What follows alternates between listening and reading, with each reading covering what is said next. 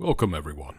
This is John Thomas Cruo, and today we're reading The Depths of Centralia, Part 2. I awakened somewhere deeper and darker than any place I could ever dread to see in reality. Had I fallen here, or did I simply lose my mind to the nature of this place, and wander here without my bearings? The cavernous maw of the chasm loomed before me, its gaping mouth exhaling a symphony of metallic clangs that reverberated through the stale air. To my unending relief, I could feel Rufus, tense beside me. His ears perked, and his grizzled muzzle twitched as he captured the scent of unseen mysteries carried on the subterranean winds. We proceeded with methodical precision, each step an exercise in caution. My fingers instinctively traced the worn leather of Rufus's collar, ensuring that the old warrior kept pace.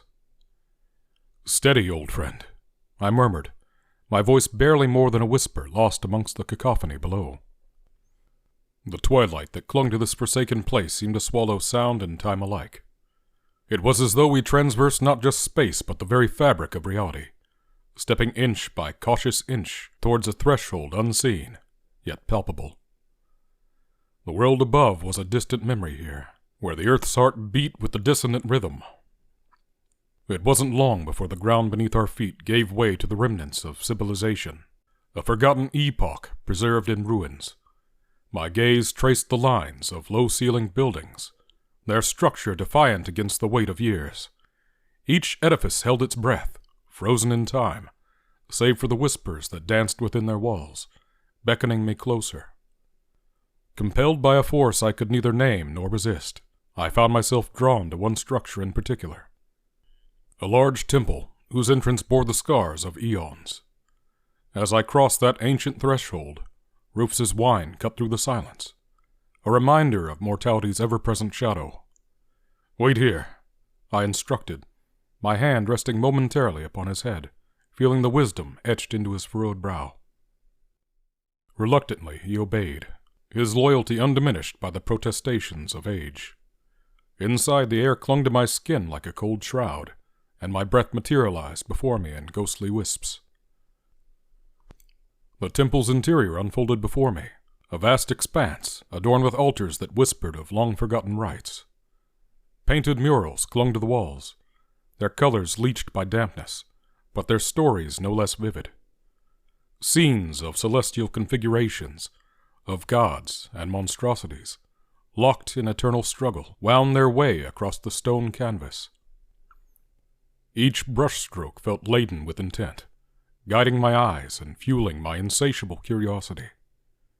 I reached out, the scholar within compelling me to touch the history, to feel the echoes of power that once pulsed through these hollowed halls. My fingers hovered over the mural, afraid to disturb the sanctity of such relics, yet yearning to bridge the chasm between past and present. "Who were you?" I breathed, my words a plea to the silent gods that watched from their painted pantheon. "What knowledge lies buried beneath these stones?" The darkness around me seemed to lean in closer, as if eager to divulge its secrets. Yet, in its oppressive embrace, I sensed not solace, but a warning, a premonition of trials yet to come. Nevertheless, I stood resolute, a man without a name, but not without purpose, determined to unearth the truths that lay hidden within this temple's ancient heart. The chill of the abyss clawed at my back as I stood before the maw of the staircase, its steps spiraling downward like the bones of some ancient leviathan. My torch, a feeble sentinel against the encroaching doom, long cast, dancing shadows that seemed to mock my trepidation.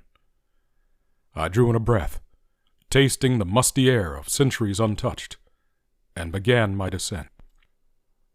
Each step was a covenant with uncertainty, the stair's edge crumbling beneath my cautious tread.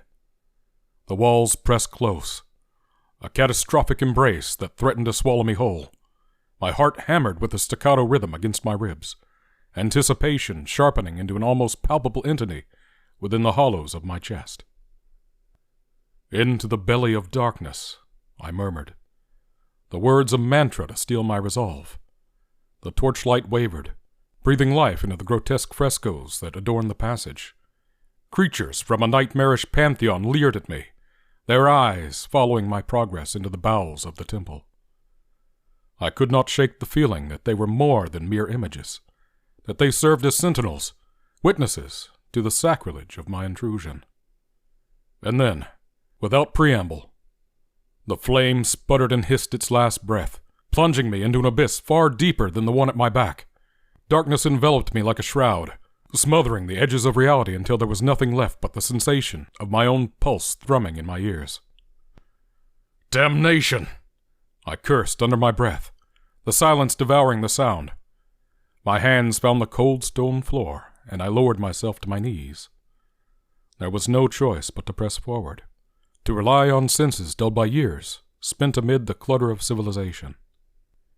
I crawled, each movement deliberate, feeling the grit of ancient dust beneath my palms. The air grew heavier, laden with the scent I could not place, something primal, redolent of earth and decay. My fingertips traced the outlines of carvings in the rock, symbols whose meanings eluded me, yet whispered of secrets locked away in the dark. Echoes of my own breath bounced back at me, distorted and alien, as if the very walls conspired to disorient me. I fought to remain anchored to the here and now, to the tangibility of my quest, even as the inky blackness sought to strip me of my identity, to reduce me to a nameless soul adrift in perpetual night. I am the seeker, I vowed, the sound of my voice swallowed by the oppressive void. I will not falter. But there, in the all-encompassing dark, where fear took on a substance of reality, such declarations felt like desperate gasps of a drowning man. A futile defiance against the inexorable tide of the unknown that awaited me in the depths of this forsaken temple. My fingers scraped against something unexpected, a surface not born of stone or dirt, but shaped by human hands.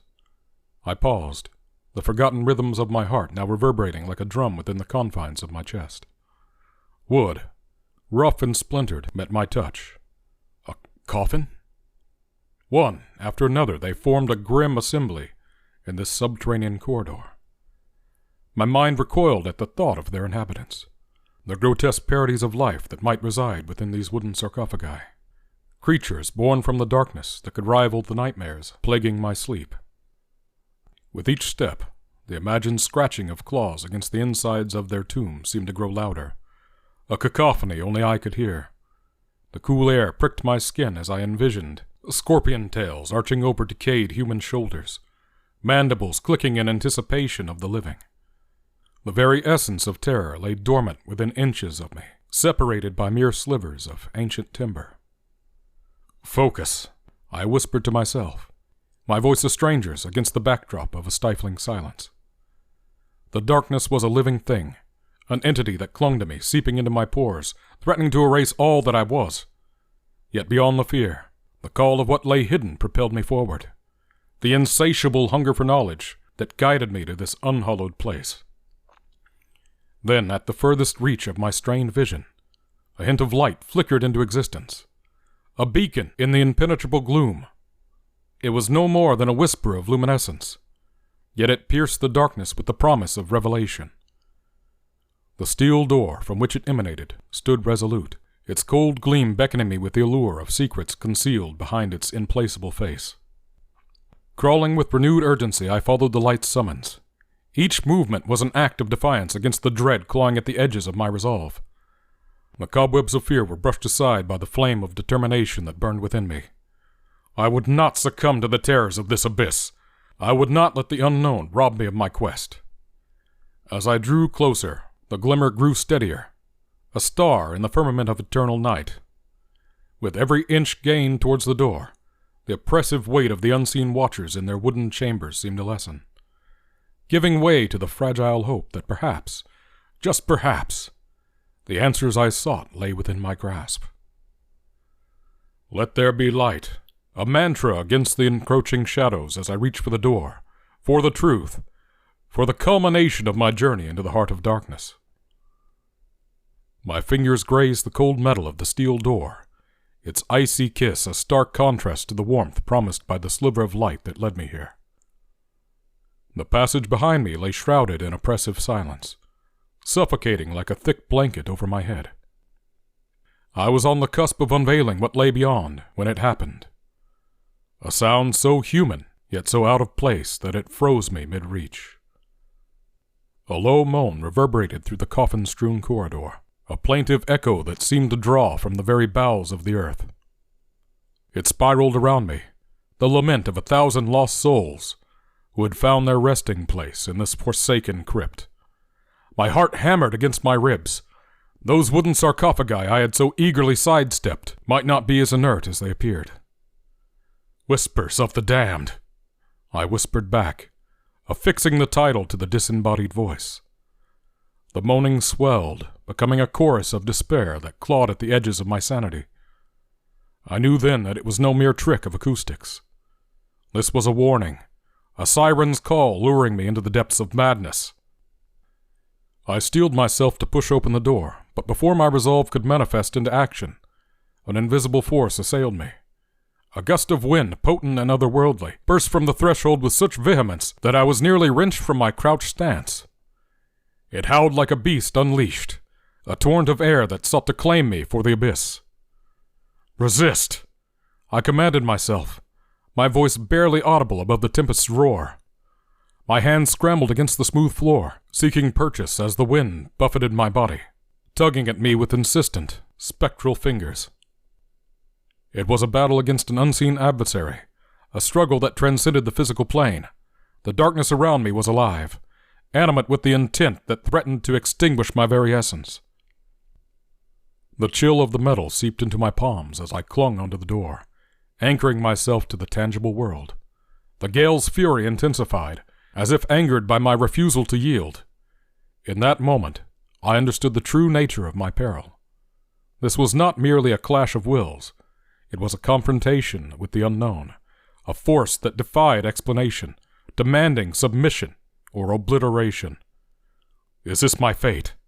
I gasped between breaths that were snatched away by the relentless wind. "To be undone by my own thirst for knowledge?" Yet even as the thought surfaced, I rejected it. I would not be so easily vanquished. With every fiber of my being, I fought against the pull, against the whispers, against the darkness that sought to claim me as its own. My identity, my power, my very soul, it all hinged on this moment of resistance. "Let there be light," I repeated, the words torn from my lips and scattered into the void. But in the depths of this ancient temple, where shadows danced with malicious intent, light was a currency long since devalued, and my plea went unanswered. The wind continued its assault, and I held fast against it, teetering on the precipice between the known and the unknowable. A fissure of light split the suffocating darkness, a harbinger of dread. Within its pale glow, they emerged. Scorpion-like creatures, vile affronts to nature's law. Their forms scuttled and writhed behind the shimmering portal, a tableau of nightmares made flesh. My breath hitched in my throat, the terror clawing at my insides with icy fingers. "Abominations," I whispered through clenched teeth, grounding myself in the reality of their existence. The wind howled like a chorus of lost souls, an unholy gale seeking to claim me for the abyss. Yet it was the sight of those monstrous entities that galvanized my resolve. I would not yield to the tempest, nor to the creeping horror that lay beyond. Gripping the cold stone beneath my palms, I steadied myself against the pull. Each sinew of my body strained, a testament to the indomitable human spirit confronting the otherworldly. Their chittering echoed across the desolate chamber, a cacophony of clicks and hisses that spoke of ancient malice.